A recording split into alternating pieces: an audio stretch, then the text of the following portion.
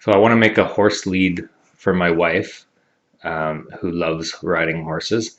I have this old tree climbing lanyard. It's really strong, sturdy rope, and there's an eye spliced in the end that I can just use to slip this nice ball lock carabiner through. And it's just a ball lock. You push the ball and you open it like that. I'm going to put that on, and then I want to plate the rope in leather so that it looks really cool and sort of cowboy like. So I've got this moose hide I'm going to use to do that with.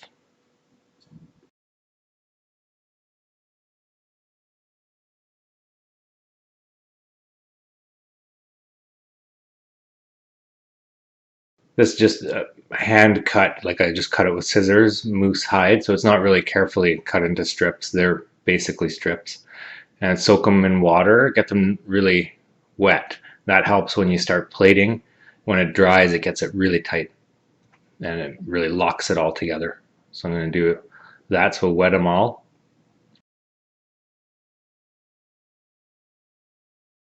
And this is just a really basic plating with two pieces, two strands is what you need. And you just, well, you can follow along in this part, but I'll do it again a little bit later in the video. There's going to be another example of this that I just use a chunk of old rope to do it one more time so you see a little bit more in detail. And because the rope's so long, I'm going to go for 5 feet, a 5-foot long horse lead. So I'm not going to have leather long enough. So I'm going to have to incorporate ends of leather into it as I go so that it gets longer. So I'll show you about that afterwards. So anyway, I'm just going to begin the plating.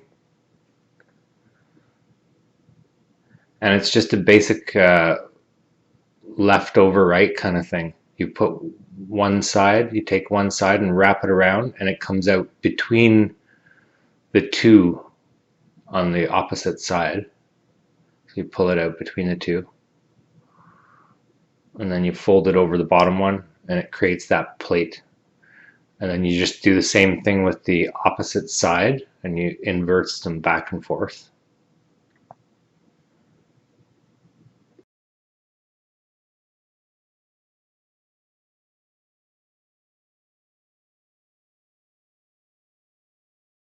Here, I've got it started now. A few links done, or plates done. And once you get it started like that, you can tighten it up, dress it, take a little bit of time and get it all dressed nicely and tightened where you want it and positioned where you want. And then the rest just fall into place. As long as you keep the sequence alternating properly, it'll look great like that. Or I like it. It's pretty simple, but it's cool. That's about 5 feet done now. And you see the little nib sticking out. There's a couple spots right almost to the end. Not quite. See those little nibs sticking out? That's where I incorporated pieces, and there's a doubled up piece. You can see it. And I'll show you here quickly. This is just an example, and these are like offcut strips. But here's an example again, if you're really interested in this, or me showing you how to do this plating. If not, you can skip it. So you start by crossing two pieces. And if you were going to be lengthening it, you wouldn't make them even. You'd have like one piece longer on one end than the other. But anyway, take the piece on top, wrap it around the back of the rope or the item that you're plating, and then over top of, or coming out between the middle of the two on the other side, and then over top like that. Okay, so it's just simple. Then it pinches off the bottom one. And then you take the next one, opposite side, do the same thing. So around the back and comes out between the two on the other side, and then over the bottom one. There you can see it starting the plate, starting right away. Tighten it up and get a few of these going. So you can just keep doing it.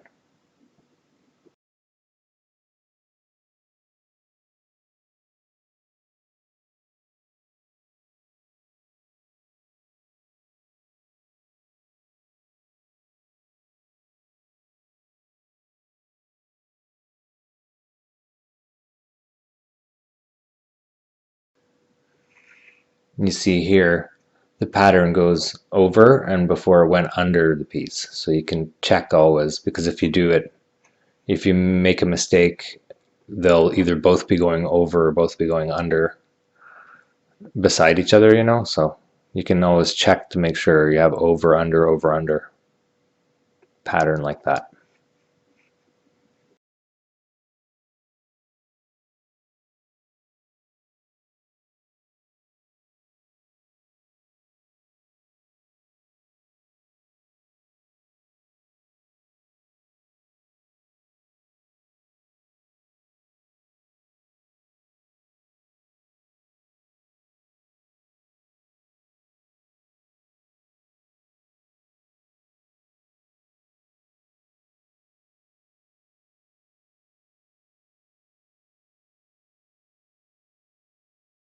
So now one of my ends is really short, and I'm going to show you, if you didn't have long enough pieces, you can lengthen it, but it's not, doesn't look as perfect. Of course, you see there's like a bulge in the plating, but let's face it, it's a horse lead. It's for leading a horse around. It doesn't have to be that perfect. Anyway, so I just take a new piece and pinch it in, leaving some sticking out the back. And I guess if you really wanted to be really sure, you'd put glue in there too. You could glue those two pieces together, but I don't. They're wet, and I'm just gonna plate it in. So then I just plate it in and try to keep the new piece on top of the old one, and just kind of make it look like one piece as much as possible. And then you just carry on. And that sticks out, and then after you've got it all nice and tight, you overlap them enough so that it locks itself in, and then once it's all nice and tight, you just snip off the extras. I'll do that after at the end.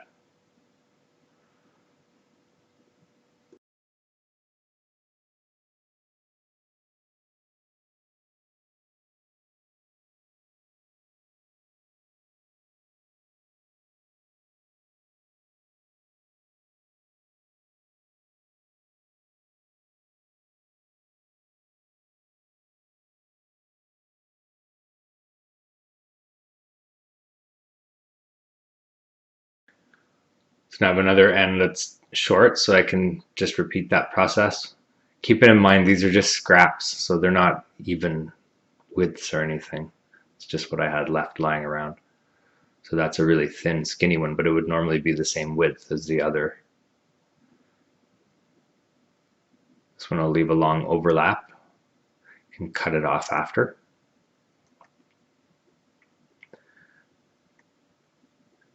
And if you do it unevenly like that, if the end pieces run out or get short at different times or intervals, then it doesn't look as bad as like a whole bunch having to be fed in at one spot.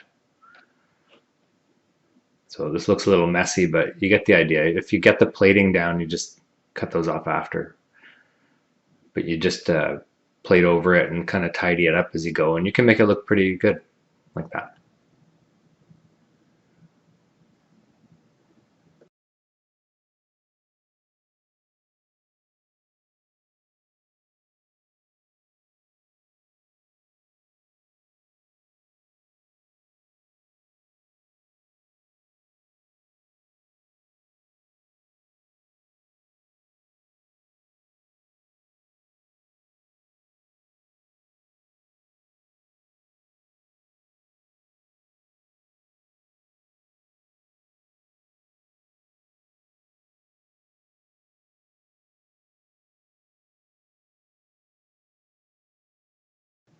Just put some kind of handle on the end of it, like a strap, and I'll plate over it right down to the ends. First I'll just glue it on with some 2-part epoxy, that stuff really glues well, this kind of material together, and then you can just plate over it. It'll be really solid. It's just for more for looks.